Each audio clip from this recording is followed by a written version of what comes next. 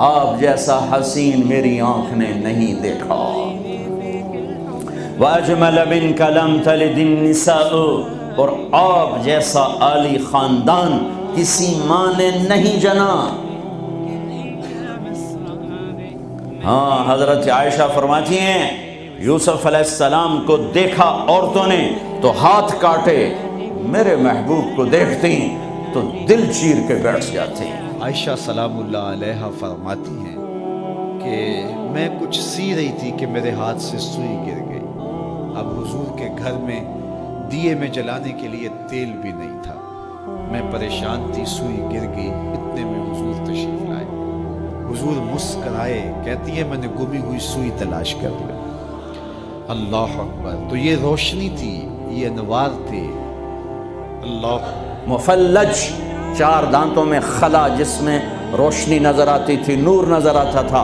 براق الثنایا، اتنے سفید دانت کہ جب آپ مسکراتے تھے تو آپ کے دانتوں کا نور دیواروں پہ پڑتا نظر آتا تھا۔ اللہ اکبر، اذا ضحک یتلالع فی الجدر، جب حضور مسکراتے تھے سامنے والی دیواروں پہ عکس پڑتا تھا۔ اللہ اکبر، جب مسکراتے تھے نور پھیل جاتا تھا۔ اذا تکلم رویا کالنور یخرج من بین ثنایا، حضور کے سامنے والے دانتوں میں ہلکا سا فاصلہ تھا، اور جب آقا کریم گفتگو کرتے تھے وہاں سے نور کی کرنیں چھن چھن کے نکلتی تھی، انوار پھیل جاتے تھے۔ ایسا نوری ماحول، ایسا نورانی چہرہ۔ سحل فی لحیتہ کثافہ، داڑھی بڑی خوبصورت بھاری، فی عینیہ داج، آنکھ بڑی موٹی لمبی، سرخ لکیریں، آنکھ کے اندر سرخ لکیریں، اکحل اہدب احور، یہ سارے میرے نبی کی آنکھ کی صفت ہے۔ حسین آنکھ، لمبی آنکھ، موٹی آنکھ، اندر میں سرخ لکیریں، اور یہ پلکیں جو عورتیں مصنوعی لگاتی میرے رب نے قدرتی میرے نبی کی لمبی بنائی تھی۔ لمبی آنکھ، لمبی پلکیں، ازج، یہ بھویں بڑی خوبصورت، من غیر قرن، یہاں بال نہیں ہے، فی عنقہ سطع، گردن سراہی دار۔ حضرت حلیمہ سعدیہ کہتی ہیں جب میں حضور کو گھر لے گئی تو میرے گھر میں روشنیاں آ گئی۔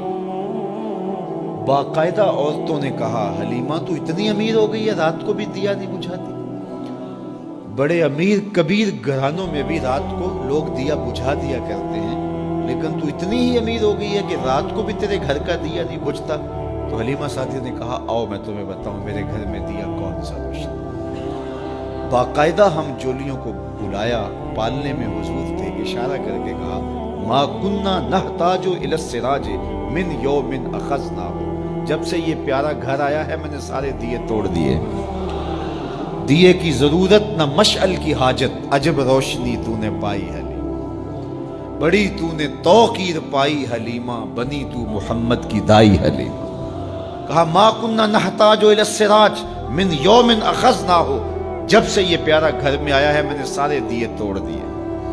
جہاں روشنی چاہیے ہوتی ہے حضور کو اٹھا کے اس کمرے میں لے جاتے، وہاں انوار پھیل جاتے ہیں، روشنیاں پھیل جاتی ہیں، کیسے اجالے پھیلے، کیسی روشنیاں پھیلے۔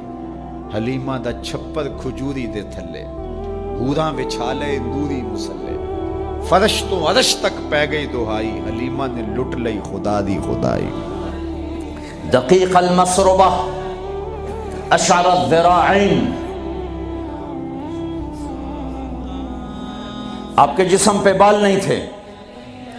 دقیق المسربہ، چھاتیوں کے، یہ چھاتی کے درمیان بالوں کی ایک لائن تھی اس طرح جو آ کر ناف کے اوپر ختم ہو جاتی تھی، تھوڑے تھوڑے بال کلائیوں پر تھے، جیسے یہ نظر آ رہے ہیں، زیادہ میرے گھنے نہیں ہیں، کئی لوگوں کے بہت زیادہ ہوتے ہیں، تو آپ کے بالکل معمولی بال تھے، یہ معمولی۔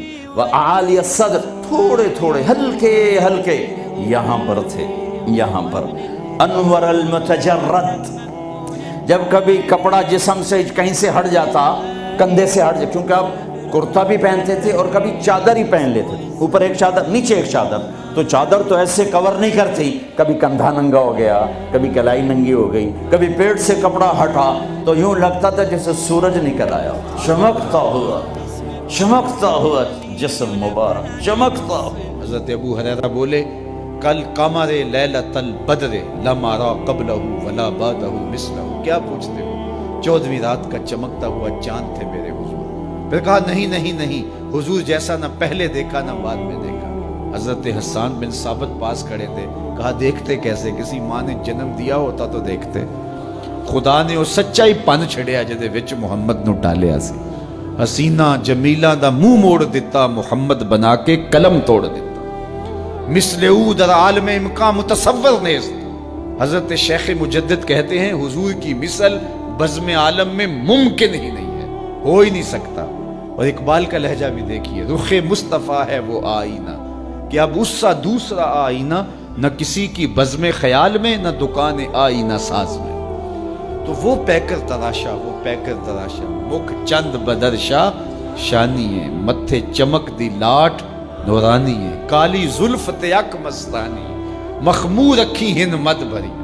کیسا جمال دیا، کیسا حسن دیا.